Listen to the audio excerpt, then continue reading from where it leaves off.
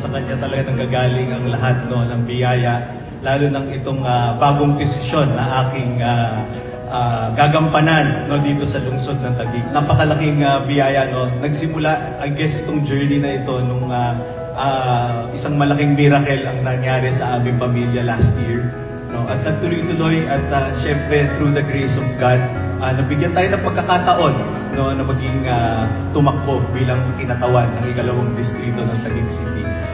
Hindi ho madaling laban, no. Nagsimula po tayo na talagang napakababa. But again, no, dahil sa Panginoon, dahil sa inyo, lahat ng nandito, hindi ko na ho iisa-isahin, ay tayo'y nagtagumpay. At sana po ay kami po ay tulungan ninyo na lalo pa maganda at maging transformative, lively at caring ang ating syudad na Taguig. Maraming salamat po. And again, to God be the glory. Maraming salamat.